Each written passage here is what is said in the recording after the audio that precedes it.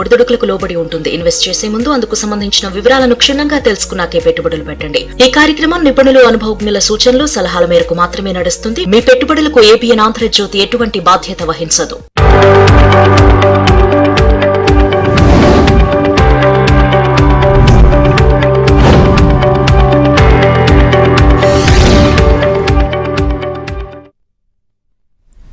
Business updates చూద్దాం. దేశీయ stock market సూచీలు లాభాలతో ప్రారంభమయ్యాయి. సెన్సెక్స్, నిఫ్టీ లాభాల్లో ట్రేడ్ అవుతున్నాయి. కోటక్ మహీంద్రా, మ్యాక్స్ హెల్త్ కేర్, జియో ఫైనాన్షియల్, యాక్సిస్ బ్యాంక్ షేర్లు లాభాల్లో కొనసాగుతుండగా ఏషియన్ పెయింట్స్, ఎన్జీఓసీ, ఓఎన్జీసీ షేర్లు నష్టాల్లో ట్రేడ్ అవుతున్నాయి. ఓవరాల్ గా ఇదే అంశానికి సంబంధించి బిజినెస్ అనలిస్ట్ వివికే ప్రసాద్ గారు లైవ్ లో సిద్ధంగా ఉన్నారు. Good morning sir.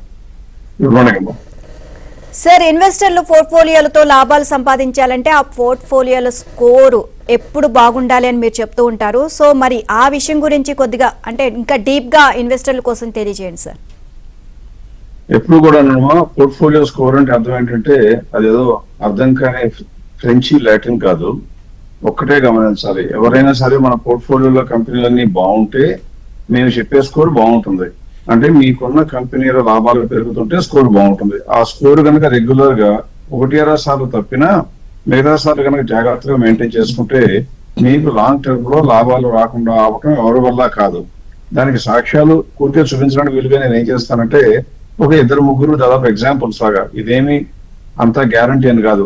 వీళ్ళు కూడా మధ్యలో ఒక్కొక్కసారి మార్కెట్ కన్నా కొద్దిగా నష్టంలోకి రావచ్చు, కానీ కాలక్రమంలో ఖచ్చితంగా నిలదొక్కుకోవటం, కోలుకోవటం, మార్కెట్ కన్నా ఎక్కువ పుంజుకోవటం సర్వసాధారణంగా జరిగిపోతుంటుంది.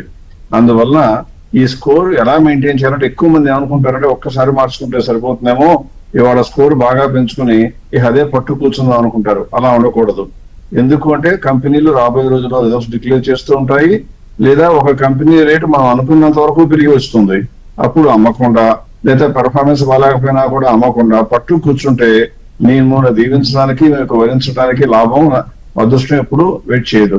అందువల్ల ఇప్పుడు ఒకసారి నా స్క్రీన్ షేర్ చేసి కొంతమంది అకౌంట్స్, అంటే అందరి పేర్లు చెప్పలేం కాబట్టి పేర్లు చూపించను, ఈ ఇన్వెస్ట్మెంట్ సిస్టమ్ ప్రకారం అంటే ఎప్పుడైతే పోర్ట్ఫోలియోలో ఉన్న షేర్లు, ఇందులో మార్కెటింగ్ కాదు, నేను చేస్తున్నదల్లా ఉన్న క్లయింట్లు తమ పోర్ట్ఫోలియో స్కోర్ మెయింటైన్ చేసుకోవడానికి రెగ్యులర్ గా స్కోర్ చెక్ చేసుకుంటూ ఉంటేనే ఎలా లాభపడాలో చూపించడానికి ఒక ప్రయత్నం చేస్తున్నాను.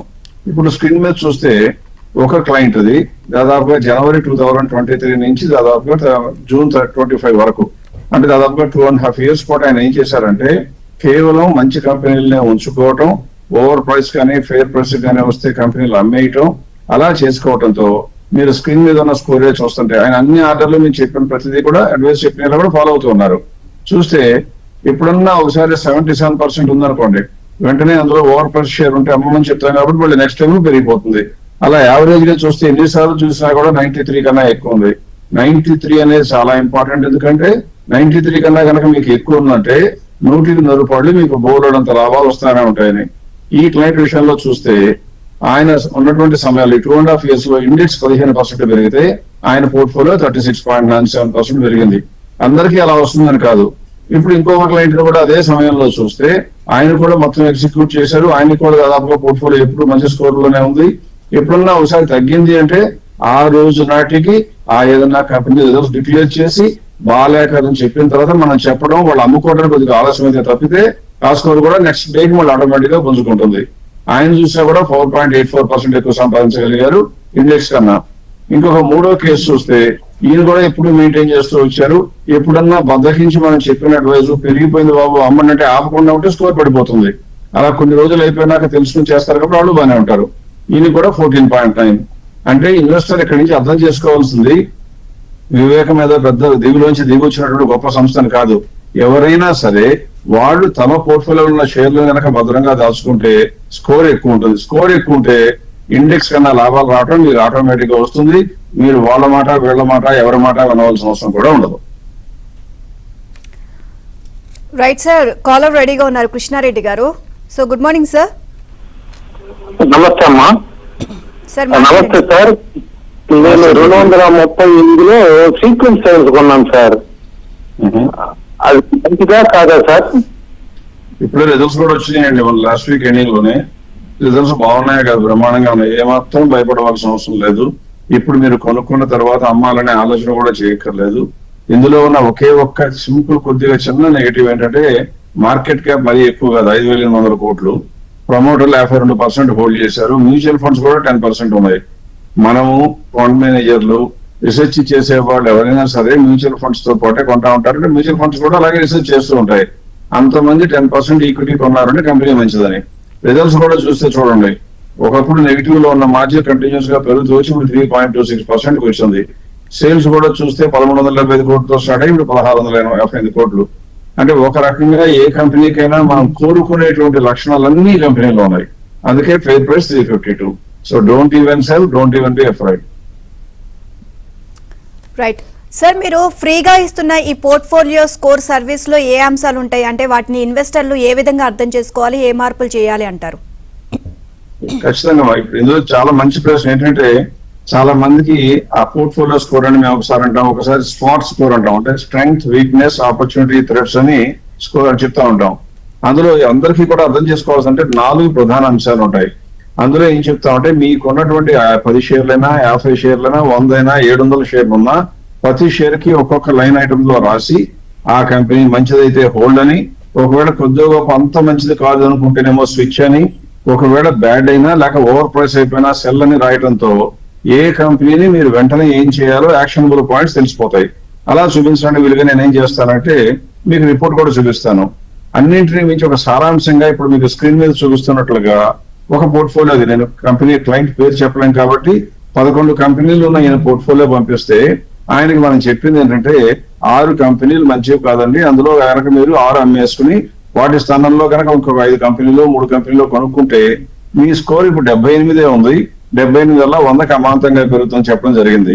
దురదృష్టవశాత్తు ఆయన ఎంతో మందిని అంటే మన టీవీ ప్రోగ్రామ్ అలాగా అడిగి విని మర్చిపోతా ఉంటారు. అలాగే ఆయన కూడా రిపోర్ట్ తీసుకుని తీసి పక్కన పడేసినట్టుగా మాకు అర్థమైంది.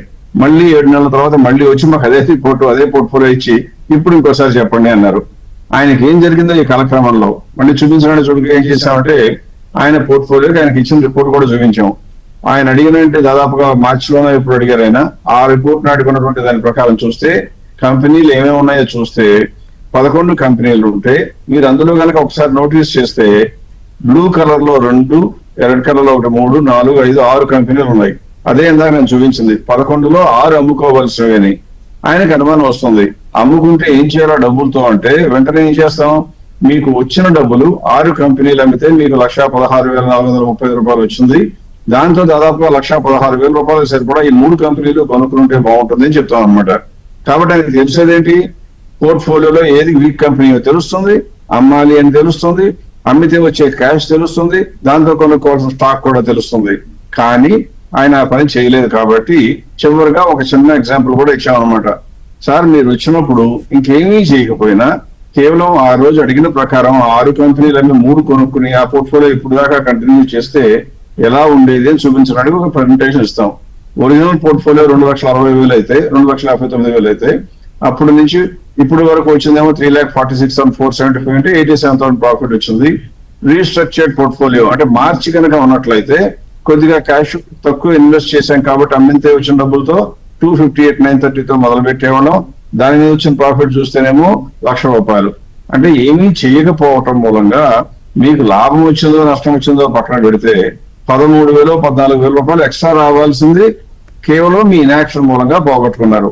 ఇక్కడ ఎక్కువ మంది ఇన్వెస్టర్లు నాకు లాభం వచ్చింది కదా పర్లేదని తృప్తి పడతారు, కానీ పోతున్న అవకాశాలు అంటూ తెలియదు.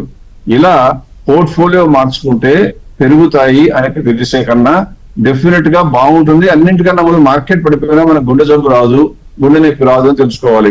అందువల్ల ఈ 4 అంశాలు ఉంటాయి. ఒకటి సమ్మరీ వ్యూ, రెండవది స్టాక్ వైజ్ వ్యూ, మూడవది మీరు అమ్మితే వచ్చిన డబ్బుని ఎక్కడ ఇన్వెస్ట్ చేయాలో చెప్పేది మూడవది, తర్వాత 4వది ఒకవేళ మీరు గతంలో నుంచి లాంగ్ టర్మ్ పోర్ట్ఫోలియో ఉంటే కనుక మీరు మా పోర్ట్ఫోలియో పంపిస్తూ ఈ పోర్ట్ఫోలియో సంవత్సరం నుంచో 2 ఏళ్ల నుంచి ఉన్నామని చెప్తే మేము 2 ఏళ్ల క్రితం రిపోర్ట్ తీసి అప్పుడు ఏం చెప్పుండేవాడమో దాని ప్రకారం ఎంత లాభం వచ్చేదో కూడా చూపించడానికి ఉపయోగపడుతుంది. దీని ద్వారా తెలుసుకోకపోవడం ఒక తప్పు, తెలుసుకున్నా కూడా పని చేసుకోకపోవడం రెండవ తప్పు. ఆ 2 తప్పులు కనుక ఆపుకున్నట్లయితే ఎక్కువ మంది ఇన్వెస్టర్లకి బ్రహ్మాండంగా లాభాలు వస్తాయని చెప్పకపోయినా మంచి లాభాల బాటన పట్టే అవకాశం ఉంటుంది. రైట్ సార్, నెక్స్ట్ కాలర్ రెడీగా ఉన్నారు. చందు గారు కాల్ చేస్తున్నారు. Good morning sir. Good morning అండి.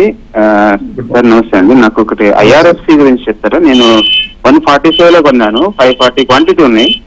అవి మళ్ళీ యావరేజ్ తీసుకోవాలన్నా లేకపోతే ఎగ్జిట్ అవ్వాలన్నా లేకపోతే ఏం చెప్పారా? ఐఎఫ్సిఐయా? IRFC sir. IRFC. Okay.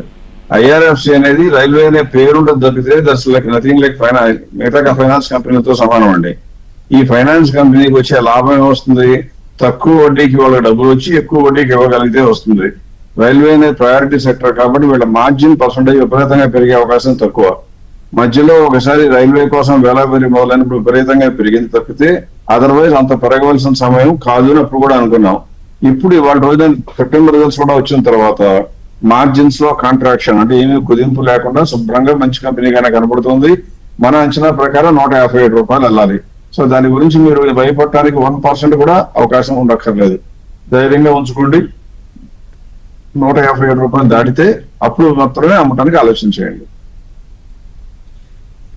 Right sir, Natco pharma results announce చేశారు కదా, సో ఇప్పుడు ఆ కంపెనీ కొనుక్కోవడానికి అనువుగా ఉందా, లేకపోతే ఒకవేళ పోర్ట్ఫోలియోలో ఆల్రెడీ ఉంటే ఉంచుకోవడానికి అర్హత ఉందంటారా? ఒకటే గుర్తు, కంపెనీ బాగుంటే ఉంచుకోవాలి. అంటే కంపెనీ బాగుండి ఫేర్ ప్రైస్ కన్నా తక్కువ ఉంటే ఉంచుకోవాలి. పెర్ఫార్మెన్స్ ముందు మనం చూడవలసింది కంపెనీ పెర్ఫార్మెన్స్ బాగుందో లేదో చూడాలి. కంపెనీ పెర్ఫార్మెన్స్ కనుక బాగాలేకపోయినట్లయితే మనం చూడవలసింది మన దగ్గర ఉన్నా వదిలివేయాలి, మన దగ్గర కనుక లేకపోతే కొనడానికి ఆలోచన కూడా చేయకూడదు. ఇది ఇప్పటి వరకు ఎన్నో కోట్లుగా మనం మంచి కంపెనీ చెప్పినా దురదృష్టవశాత్తు సెప్టెంబర్ రిజల్ట్స్ వచ్చినాక స్క్రీన్ మీద డేటా ప్రజెంట్ చేస్తున్నాను. మీరే చూస్తే రెడ్ కలర్ లో చాలా ప్రామినెంట్ గా డిస్ప్లే చేయడం జరిగింది, నో గ్రోత్ అని. ఈ కంపెనీలో ప్రస్తుతం రిజల్ట్స్ వచ్చిన తర్వాత గ్రోత్ లేదు. అంటే మనకి ముఖ్యమైన 2 టెస్టులు, బాగుందా పెర్ఫార్మెన్స్ బాగుందా గ్రోత్ లో ఉందా అని చూస్తాం మొదట్లో. అది లేకపోతే ఇంకెవరు ఏం చెప్పినా వినం, ఆ కంపెనీ మా పోర్ట్ఫోలియోలో ఉండకూడదు అనేటువంటి భావన మాది. అంతేగాని నెక్స్ట్ క్వార్టర్ లో బాగుంటుందంట, ఇంకో నెక్స్ట్ క్వార్టర్ లో బాగుంటుందంట అనేటువంటి ఆశలు పల్లకిలో ఓదేయటం మాకు చేత రాదు, ఇన్వెస్టర్లు కూడా చేయకూడదు అని నా భావన. అందువల్ల ఈ కంపెనీ అమ్ముకోవాలి. ఎందుకు అమ్ముకోవాలో కూడా చూడండి, సాక్ష్యాలు చూస్తుంటే మీకు కనబడుతుంది. 4,430 కోట్లు ఉంటే 25 మార్చిలో టర్న్ ఓవర్ ఇప్పుడు 4,388 తగ్గింది. ఇది ఒక క్వార్టర్ కాదు, ట్రైలింగ్ 12 months, అంటే అప్పటి వరకు గడిచిన 12 నెలల కాలానికి. అలాగే ప్రాఫిట్ చూస్తే 1,853 కోట్లు ఉన్న ప్రాఫిట్ ఇప్పుడు తగ్గి 1,536 వచ్చింది. అంటే 42% ఉన్న మార్జిన్ క్రమంగా తగ్గుతూ 35కి వచ్చింది. అంటే తగ్గకూడదు దానికన్నా ఎక్కువ తగ్గింది అనమాట. అందువల్ల ఇప్పుడు ఈ కంపెనీని ఉంచుకోవడం అనేది మంచి పద్ధతి కాదు. ఒకవేళ పోర్ట్ఫోలియోలో ఉన్నా ఉండకూడదు, లేకపోతే కొనడానికి బ్రేవ్ హార్ట్స్ అయిపోయి కాంట్రేరియన్ అప్రోచ్, అందరూ ఊరంతా ఓదారైతే ఉలిపి కట్టి ఓదారి అని అలా చేస్తాననుకుంటే కొనుక్కుంటారేమో, కానీ మా అంచనా ప్రకారం కొనడానికి పనికిరాదు, ఉంచుకోవడానికి పనికిరాదు. జయపాల్ రెడ్డి గారు హైదరాబాద్ నుంచి కాల్ చేస్తున్నారు. Good morning sir. నమస్తే అమ్మా. సార్ మాట్లాడండి. అమ్మా, ఈ బ్రిటానియా షేర్స్ ఒక 73 షేర్స్ కొన్నానమ్మా. ఏం షేర్ ఉన్నారండి? Britannia sir. అవి ఉంచుకొచ్చండి పర్వాలేదండి. నేను 5900 లో కొన్నానండి. ఓకే. అది బ్రిటానియా అనేది దాదాపుగా ఆల్మోస్ట్ లైక్ ఫ్యామిలీ గోల్డ్ లాంటిది. అంటే రోజు పెరగదు, రోజు తగ్గడం, అంటే విపరీతమైన వాలటాలిటీ తక్కువ ఉండే కంపెనీ అండి. అంటే మల్టీనేషనల్ కంపెనీ, కార్పొరేట్ గవర్నెన్స్ గురించి గవర్నెన్స్ గురించి ఇష్యూ ఉండని కంపెనీ. అన్నిటి మించి ప్రమోటర్స్ బ్రహ్మాండంగా హోల్డ్ చేస్తారు. అందులో మ్యూచువల్ ఫండ్ హోల్డింగ్స్ కూడా దాదాపుగా 9.83. మీరు స్క్రీన్ మీద డేటా చూస్తే కనపడుతుంది. అవన్నీ కూడా కొద్దిగా మనసుకి ధైర్యం ఇవ్వడానికి పనికి వస్తాయి. మనం కొనటానికి, ఉంచుకోవటానికి లేదా ఉంచుకోకుండా ఉండటానికి నిర్ణయించడానికి అవి కారణం కాకూడదు. ఎంట్రో బాలా వద్ద వరకు అవి ఉపయోగపడతాయి. తర్వాత మనం చేయవలసిన కంపెనీ లాభాల్లో ఉందా లేదా చూడాలి, కంపెనీ లాభాల్లో ఉంటే మెయింటైన్ చేసుకుంటుందా లేదా చూడాలి. అప్పుడు మనం చూడవలసింది ఉంచుకోవచ్చా లేదనేది నిర్ణయించడానికి అవకాశం ఉంటుంది. ఇప్పుడు కనుక మీరు ఒకసారి చూసినట్లయితే ఈ కంపెనీకి ఉన్న నెట్ ప్రాఫిట్ మార్జిన్స్ అన్ని స్క్రీన్ మీద చూపిస్తున్నాను మీకు. అది ఎప్పుడు చూసినా కూడా 12% కన్నా తక్కువ తగ్గదు, 13% కన్నా పెద్దగా పెరగదు. కన్సిస్టెంట్ గా మెయింటైన్ చేస్తుంది. అంటే ఒక రకంగా సముద్రంలో వెళ్ళేటువంటి క్రూజ్ షిప్, బాగా పెద్ద షిప్ నెమ్మదిగా నడుస్తూ వెళ్తా ఉంటుందో అటువంటి కంపెనీలు ఇవన్నీ కూడా. లాంగ్ టర్మ్ కి అయితే భయపడకూడదు, రోజు చూడకూడదు, బ్రోకరేజ్ ఎవరికి చెల్లించకూడదు అని అనుకుంటే కొనుక్కోవాల్సిన కంపెనీలు. కానీ వెల్త్ బిల్డింగ్ కి ఇంత రేట్లో కొనుక్కున్న వాళ్ళకి ఎక్కడి నుంచి విపరీతంగా ఉపయోగపడే అవకాశాలు తక్కువ. అందువల్ల మనం వెల్త్ బిల్డ్ చేసుకోవాలి అనుకుంటే మాత్రం మంచి కంపెనీలు కొనుక్కుని ఊరుకునే కూర్చుందాం అనే ఆలోచన బదులు, మంచి కంపెనీలు కూడా మార్కెట్ లో అప్పుడప్పుడు వాలటాలిటీ చాలా సార్లు వస్తూ ఉంటుంది కాబట్టి మంచి కంపెనీలు రేటు తగ్గినప్పుడు కొనుక్కుందాం అనుకోవాలి. మంచి కంపెనీలు అంటే ఏమిటి అంటారు, ఇప్పుడే చెప్పాను, ప్రమోటర్స్ కోటా శుభ్రంగా ఉండి అలాగే మ్యూచువల్ ఫండ్స్ కూడా ఇన్వెస్ట్ చేస్తే కనీసం మీకు సేఫ్టీ వస్తుంది. ఆ తర్వాత చేయవలసింది ఆ కంపెనీల మార్జిన్స్ అన్ని చూడాలి. నాకు ఎలా తెలుస్తాయి అంటే, ఒకవేళ మాలాంటి వాళ్ళ ప్రోగ్రామ్ లో ఎవరిని అడిగితే మేమన్నా డేటా ఇవ్వగలుగుతాం. కొంతమంది డేటా ఇవ్వకుండా వాళ్ళ మనసులో మాట చెప్తారు. నేను మనసులో మాట చెప్పను, నాకు మనసులో మాట ఉండదు. ఆ డేటా బాగుంటే మంచిదని చెప్తాం, డేటా బాగాలేకపోతే మంచిది కాదు అని చెప్తాం. అందువల్ల డేటానే ఆధారం పడి నిర్ణయం చేసుకుంటే మీకు మంచి అవకాశం ఉంటుంది. ఈ కంపెనీ మాత్రం 8,000 రూపాయలు తక్కువగా ఉన్నప్పుడు మీరు అమ్మవలసిన అవసరం లేదు. అవే మేము ఫెయిర్ ప్రైస్ అనే మాట తేలిగ్గా అర్థం కట్టని చెప్తా ఉంటాం. ఈ ఫెయిర్ ప్రైస్ అనేది 8,067. మీరు కొంత 5,900 కైనా కంగారు పడక్కర్లేదు. నా లెక్క ప్రకారం ఉంచుకోవాలి. కానీ దీనికన్నా మెరుగైన కంపెనీలు చాలా ఉన్నాయి. మీరు మార్చుకోవడానికి ఇష్టపడని మనస్తత్వం ఉన్నవాళ్ళలాగా నాకు కనపడుతున్నారు కాబట్టి మార్చుకోమని చెప్పడం, కానీ ప్రస్తుతానికి మాత్రం భయపడవలసిన అవసరం లేదు, ఉంచుకోండి. Right sir, next caller Suresh గారు కాల్ చేస్తున్నారు. Sir good morning sir. Sir నమస్తే మేడం. నమస్తే అండి. సార్ మీకు ఒక డేటా పంపమంటే పంపాను మండే, ఇంతవరకు నాకు దానికి రెస్పాన్స్ కాలేదు సార్ మీ దగ్గర నుంచి. మీరు ఏం చేస్తారంటే, ఇప్పుడు ఒకసారి ఈమెయిల్ పంపించండి. మీరు అక్కడ పంపించిన దానికి యూట్యూబ్ ఎస్కలేషన్ అయితే ఏబిఎన్ ఎస్కలేషన్ అని పెట్టారనుకోండి, వెంటనే నా దృష్టికి వస్తుంది. మీ పేరేమన్నారండి? Sir Suresh Babu sir. అంటే మీ ఈమెయిల్ అడ్రస్ చెప్పండి ఒకసారి, నేను గుర్తుపెట్టుకోవడం ట్రై చేస్తాను. సుంకు సురేష్ 25 gmail.com. చెంకు సురేష్. సుంకు సురేష్ HUNKU సుంకు సురేష్. నేను చూసి మా టీం కన్సల్ట్ చేస్తానండి. మీరే కాదు, దాదాపుగా మాకు 7,000 పోర్ట్ఫోలియోలు వచ్చినాయి. 1-2 కాదు, బాగా విపరీతమైన లోడ్ ఉంది. అయినా కూడా అందరికీ పంపించాలి. మీకు ఎందుకు పంపించలేదో నాకు తెలియలేదు, కొనుక్కుంటాను ఒకసారి. మీరు పంపించేటప్పుడు ఇక్కడ ఉన్న అడ్రస్ లో కనుక పంపించి అందులో స్వాట్ స్కోర్ అని పంపిస్తే కనుక ఉపయోగపడుతుంది. మీరు ఈ క్యాష్ స్టేట్మెంట్ పంపుంటే, ఒకవేళ కనుక మీరు పాన్ నెంబర్ ఇవ్వకపోతే మీరు ఇచ్చిన పోర్ట్ఫోలియోని నేను చూడడానికి కూడా అవకాశం ఉండదు. అటువంటి సందర్భాల్లో మీరు ఈ క్యాష్ స్టేట్మెంట్ పంపి ఉంటే మాత్రం రిక్వెస్ట్ ఏంటంటే మీరు పాన్ నెంబర్ కూడా పంపండి. అప్పుడు ఆ పాన్ నెంబర్ తో ఓపెన్ చేస్తే మా కంప్యూటర్ రీడ్ చేయగలుగుతుంది. లేకపోతే ఎన్క్రిప్ట్ అయి ఉంటుంది కాబట్టి మా కంప్యూటర్ ఓపెన్ చేయలేదు. అటువంటి సందర్భాలలో ఆలస్యం అవ్వాలి, కానీ లేకపోతే అవ్వకూడదు. అది కూడా ఇచ్చి ఉండి ఆలస్యం అయితే కనుక మా టీం తప్పు, నేను కనుక్కుంటాను. రైట్, నెక్స్ట్ కాలర్ కోటేశ్వరరావు గారు కాల్ చేస్తున్నారు. Good morning sir. నమస్తే madam. Good morning sir. Good morning అండి. జిఎంఆర్ రేట్ వస్తే 92 లో ఉన్నాయి సార్. జిఓసిఎల్ కార్పొరేషన్, డెల్టాయిల్ కార్పొరేషన్ 410 లో ఉన్నాయి సార్. నాలుగు వెయిట్ చేస్తారు సార్. ఒక నిమిషం సార్ సార్, ఒక్క నిమిషం. నాకన్నా స్పీడ్ మాట్లాడుతున్నారు. మీరు కంపెనీ ఒకటి ముందు కొద్ది క్లియర్ గా స్లోగా చెప్తారా? GMR rate sir, first company. ఏం company? GMR GMR. Okay. GMR rate ఎంతలో కొన్నా అనవసరం, మీరు కొన్నదనే మనకు రేట్ సంబంధం. జిఎంఆర్ అనేది కనుక మీరు కొనుక్కుంటే ప్రస్తుతానికి చూస్తే ఏంటంటే ఈ కంపెనీ బాగా లాభాలు వస్తున్నాయా అంటే లాభాలు లేవు, ఇంకా నష్టాల్లోనే ఉంది. నేనైతే ఈ కంపెనీ కొనను. కంపెనీ బాగాలేదా అంటే బాగానే ఉందండి. అంటే ఇప్పుడు కూడా 2 రకాలుగా చూడాలి. నష్టాలు తగ్గుతూ వస్తున్న కంపెనీ కూడా గ్రోత్ పదంలోకి రావడానికి అవకాశం ఉంది అని చెప్పే విధంగా ఆ కోణంలో చూస్తే మాత్రం నష్టాలు తగ్గించుకుంటూ వస్తుంది. మీకు స్క్రీన్ మీద గడిచిన 8 క్వార్టర్స్ గా సంవత్సరానికి ట్రైలింగ్ 12 మంత్స్ రిజల్ట్స్ ఇస్తున్నారు. 15% ఉండే లాస్ ఒకప్పుడు, అది తగ్గుతా 1.23కి వచ్చింది. ఇదే ట్రెండ్ కనుక కంటిన్యూ అయితే నెక్స్ట్ క్వార్టర్ లో, అంటే ఈ సంవత్సరం డిసెంబర్ కో లేదా నెక్స్ట్ ఇయర్ మార్చికి బహుశా లాభాల బాట పట్టే అవకాశం గట్టిగా కనపడుతుంది. కానీ అటువంటి కంపెనీలు రీటైల్ ఇన్వెస్టర్స్ అయిన మనం కొనుక్కోవచ్చా అంటే మీకు ధైర్యం ఎక్కువ కాబట్టి కొన్నట్టున్నారు, కానీ నేనైతే కొనను, ఎవరిని కొనమని చెప్పను. లాభాల్లోకి వచ్చిన తర్వాత కొనుక్కోవడం మంచి పద్ధతి. ఎప్పుడైనా మీరు కొద్దిగా రిస్క్ తీసుకుంటాను, ప్రమోటర్స్ మంచి వాళ్ళు అన్ని తెలిసా కనుక మిగతా ఫేవర్స్ కనుక మిమ్మల్ని ఇన్ఫ్లుయెన్స్ చేస్తే కొనుక్కోవచ్చు. దిస్ కంపెనీ నా లెక్క ప్రకారం 120 రూపాయలకు వస్తే అమ్మాలి, కానీ అప్పుడు దాకా అమ్మవలసిన అవసరం లేదు. అంటే లాస్ట్లో ఉన్నా కూడా తగ్గుతున్న కంపెనీ కూడా మంచిది కాదు అంటున్నా. కాకపోతే అటువంటిది కొద్దిగా ధైర్యం ఎక్కువ ఉండాలి. తెగింపు అన్నిటికన్నా ముందు బలాయించగలిగే కెపాసిటీ ఎక్కువ వాళ్ళకే మనకు వస్తుంది. రైట్, నెక్స్ట్ కాలర్ రాజశేఖర్ గారు కాల్ చేస్తున్నారు. Good morning sir. Good morning sir. Good morning అండి, చెప్పండి. 1,065 ఉన్నాయి సార్. దాని దాదాపు 2155 ఎంపడిందా కంపెనీ పేరు? 1,065 కొన్నాను సార్. 1,065 అంట సార్. అది ఏ కంపెనీ తెలియలేదమ్మా. 47 సార్ ఒకసారి మళ్ళీ రిపీట్ చేయరా? 47